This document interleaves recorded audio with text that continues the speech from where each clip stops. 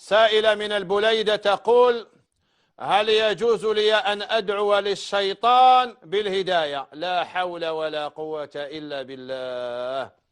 لا زيد ادعي له يدخل الجنة، وتكون انت زوجته في الجنة، ويكون نسيبك يعني وين هذو ما أبو لهب وفرعون، هذو ثبتت نصوص بأنهم من أهل النار.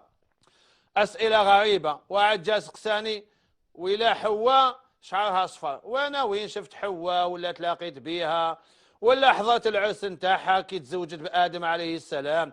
يا أخي تزوجوا في الجنة، واش دخلك أنت تحوس على حواء ولا شعرها أصفر ولا كحل ولا كيفاه داير؟ واحد سقساني: الكلب تاع أهل الكهف هل هو دوبرمان ولا شيامباجي؟ واش دخلك انت في المسألة؟ لو كانت الحكمة في نوع الكلب لذكره القرآن، ولكن القرآن قال: وكلبهم باسط ذراعيه بالوصيد، فهو كلب.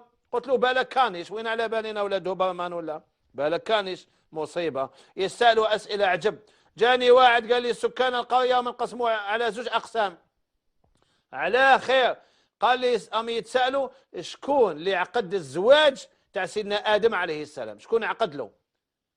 قلت له: يا أخي وانتم واش قلتوا؟ قال لي: النص تاع القرية يقول سيدنا رسول الله، والنص الآخر يقول لا الزوج بها بلا عقد.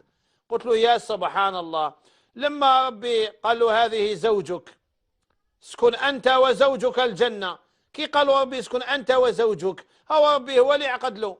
واش يسحق إمام يعقد له؟ ربي قال له هذه مرتك هذه زوجتك، ثم أنتم كيف تنقسموا على مسألة كما هذه؟ واش دخلكم شكون عقد الآدم عليه السلام؟